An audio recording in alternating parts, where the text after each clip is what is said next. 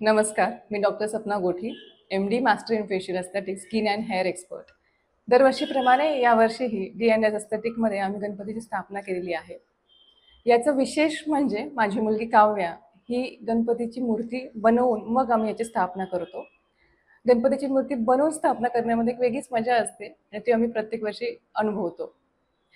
आणि त्याचप्रमाणे आम्ही या 10 दिवसाच्या गणपती स्थापनेच्या प्रोग्रामसाठी वेगवेगळ्या कलागुणांना सुद्धा वाव देतो. आज आम्ही मुलांचा संस्कार वर्ग याबद्दलचा प्रोग्राम सादर केलेला आहे क्लिनिकला, ज्याच्यामध्ये भजन आणि शिवतांडव स्तोत्र, गणपती स्तोत्र अशी वेगवेगळी स्तोत्र आणि काही ॲक्टिव्हिटी मुलांच्या घेतल्या गेल्या.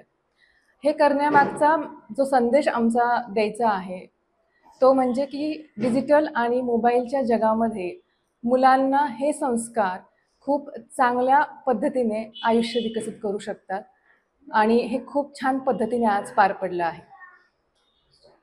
याचबरोबर आमच्या क्लिनिकला आम्ही महिलांसाठी सुद्धा वेगवेगळे उपक्रम राबवत असतो.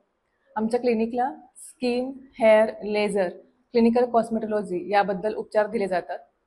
जर आपल्याला हेअर किंवा स्किन संदर्भात समस्या असेल तर यासाठी आपण आम्हाला संपर्क साधू शकता. नमस्कार, मी सौ भावना योगेश शिरोडे.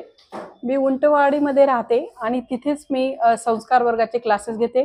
ह्या सर्व मुलांना मी 1.5 तास शिकवते. आज आम्हाला जी सपना मॅडमने संधी दिली त्याबद्दल त्यांचे खूप खूप धन्यवाद. आणि मला तरी असं वाटतं की या मुलांना पुढे नेण्यासाठी असे जर काही उपक्रम राबवले तर नक्कीच आपल्या देशाची प्रगती होईल आणि आजची जी मुलं आहेत मोबाईलच्या काळातली ती नक्कीच पुढे जातील, त्याबद्दल काही शंकाच नाही. असं जर आम्हाला सगळ्यांनी साथ दिली तर नक्कीच मुलांची प्रगती होईल. आणि दुसरी गोष्ट म्हणजे जे संस्कृत मी शिकवते त्याच्यातनं मुलांच्या शरीरावर पण खूप परिणाम होत असतो. जेव्हा जे उच्चार असतात त्या उच्चारांमुळे मुलांची खूप प्रगती होते आणि खूप त्यांनाही छान वाटतं, फरक पडतो. दुसरी गोष्ट म्हणजे मोबाईल पासून 1.5 तास मुलं लांब राहिल्यावर त्यांना चांगलं शिकायला मिळतात.